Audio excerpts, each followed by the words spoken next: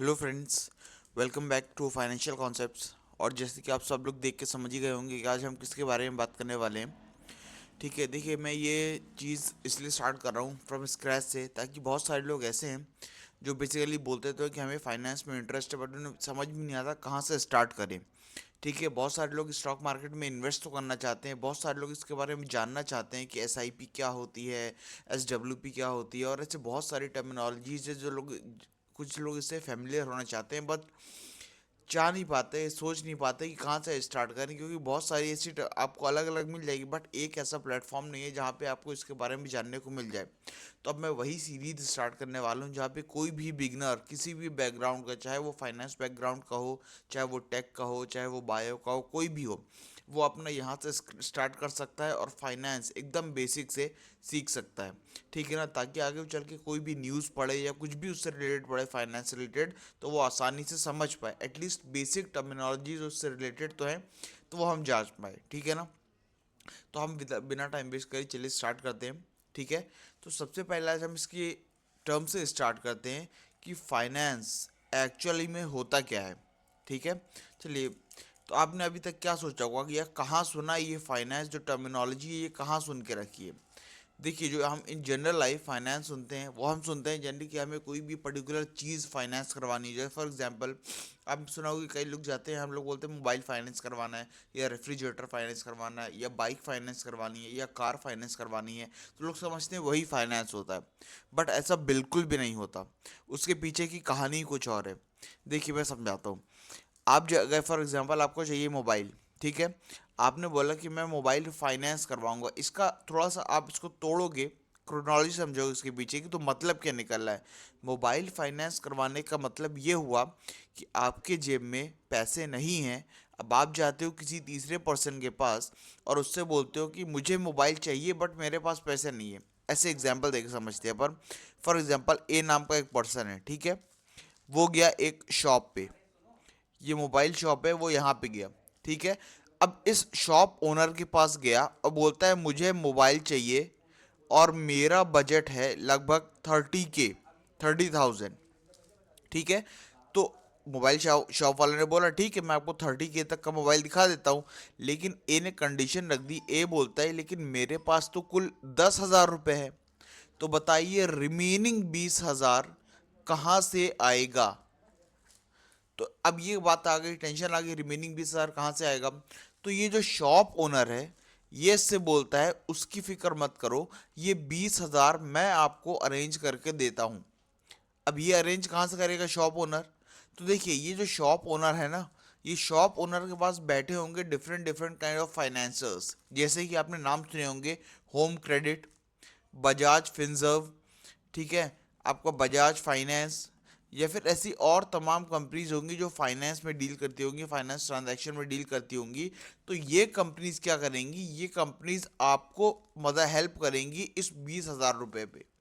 ठीक है, और जब आपके पास इन टोटल 30,000 हो जाएगा, यानी कि 10 आपके खुद के, 20,000 लोन जो आपने इन कंपनीज से लिए हुए हैं। इन कंपनीज को हालांकि अरेंज इस शॉप ओनर ने कराया है, बट ये लोन आपको देंगी क्योंकि आप इन्हें जानते नहीं थे, ये एज अ थर्ड पार्टी आपके ट्रांजैक्शन में आएंगी बीच में। ठीक है, तो आपके पास इन टोटल 30,000 हो गए।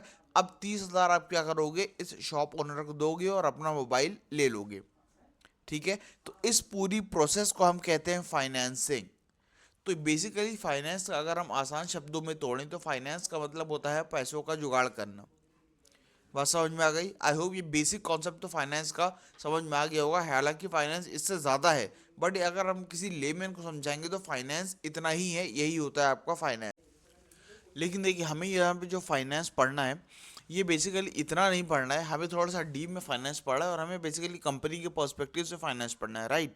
हमें यहाँ पे ये देखना है, हम एज इंडिविजुअल फाइनेंस के बारे में नहीं पढ़ेंगे, हम आगे पढ़ेंगे बिजनेस के पर्सपेक्टिव से फाइनेंस क्या होता है। ठीक है, तो देखिए बिजनेस के पर्सपेक्टिव से फाइनेंस क्या होता है, या फिर कोई भी आपका सेपरेट कंपनी है या कोई बड़ा बिजनेस है, ऑर्गेनाइजेशन है, उसके पर्सपेक्टिव से फाइनेंस क्या होता है। देखिए अब एक कोई कंपनी है मान लो, ठीक है, उसे अपना बिजनेस एक्सपैंड करना है, तो उसे सबसे पहले मेन ज़रूरत किस चीज़ की पड़ेगी, ऑब्वियसली मनी की। ठीक है, तो अब उसके पास मनी कहाँ से आएगा। देखिए मनी आप बोलोगे ये बैंक लोन ले लेगा, बिल्कुल सही बात है, बैंक लोन ले सकता है। ठीक है ना, वो जिसको चाहिए पैसा वो बैंक लोन ले लेगा। दूसरा होता है उसके पास आ सकता है इक्विटी शेयर से। तीसरा हो सकता है प्रेफरेंस शेयर से। डोंट वरी, एक एक टर्मिनोलॉजी मैं डीप में समझाऊंगा। और तीसरा लास्ट हो सकता है डिबेंचर्स से।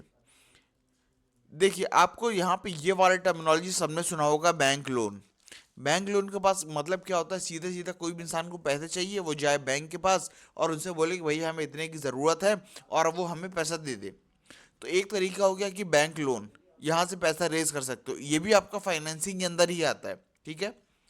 दूसरा आता है इक्विटी शेयर्स। इक्विटी शेयर्स का मतलब होता है जो भी एक पर्टिकुलर कंपनी होती है वो क्या करती है, वो जाती है किसके पास, पब्लिक के पास।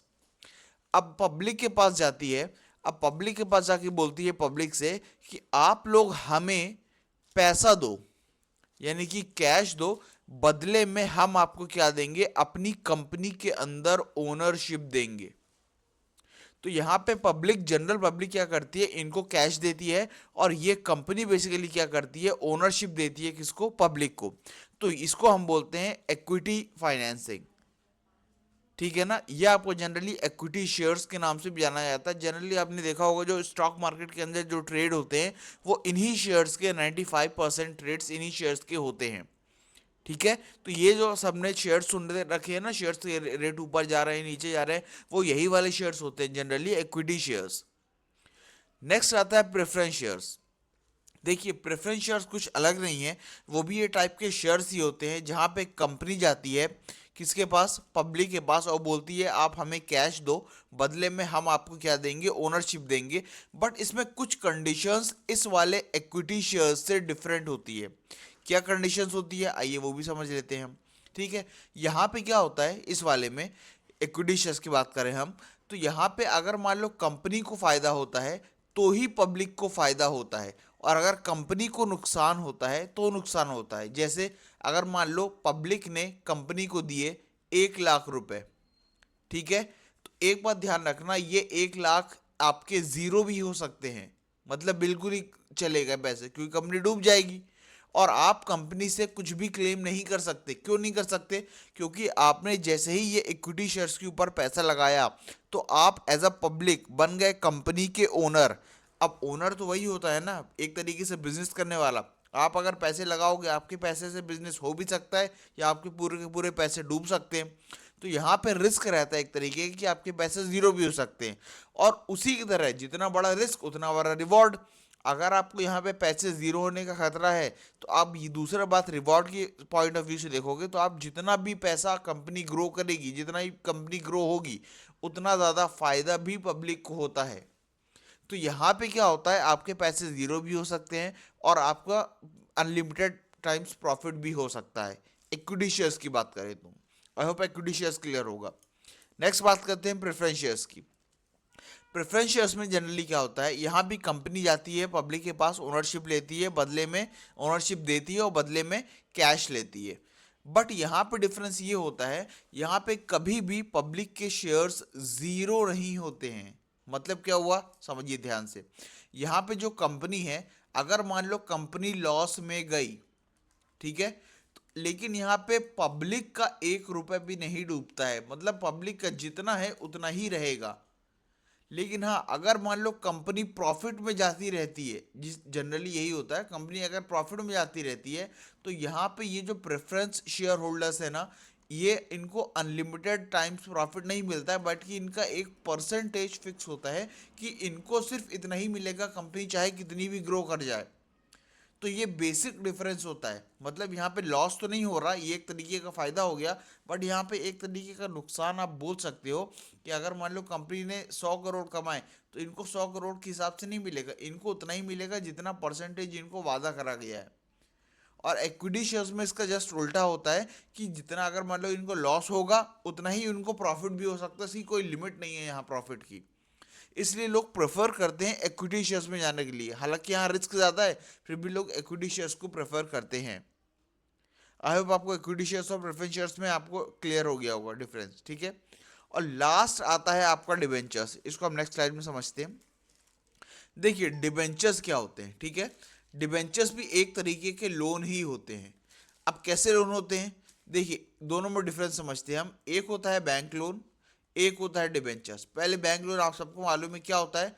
कंपनी जाती है किसके पास, बैंक के पास, और बोलती है हमें इतने परसेंट, हमें इतना पैसा चाहिए, मान लो 100 करोड़ चाहिए। बैंक बोलता है ठीक है 100 करोड़ दिए, बदले में कंपनी क्या करेगी, इनको 10% के हिसाब से इंटरेस्ट देगी।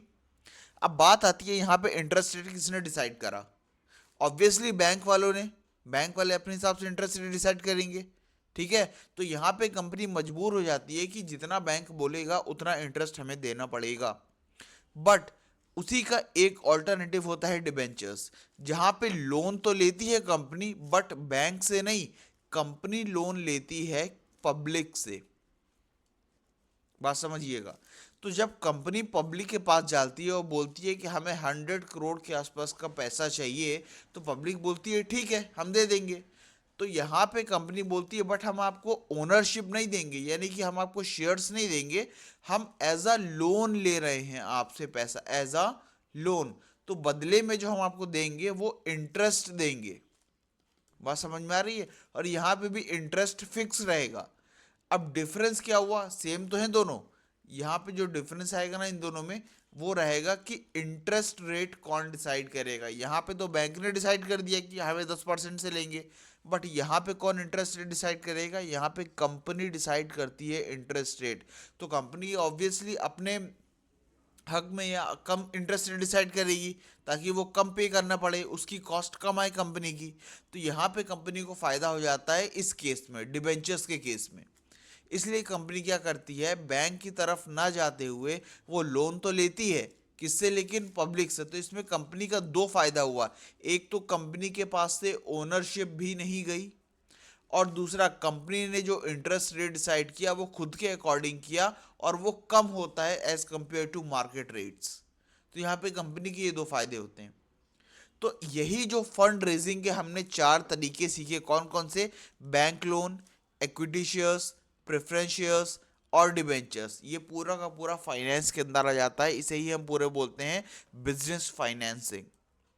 तो यही चीज़ आती है फाइनेंस के अंदर कि कितनी क्या कॉस्ट रहती है, टाइम वैल्यू ऑफ मनी कैसे, ऐसे बहुत सारे कॉन्सेप्ट्स हैं जो हम आगे चल के सीखेंगे।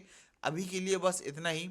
अगर आप और चाहते हैं कि और वीडियोस बने आगे, तो इस चैनल को सब्सक्राइब करें, लाइक करें और कमेंट करके बताएं कि आपको वीडियो कैसी लगी। Thank you so much. Signing off.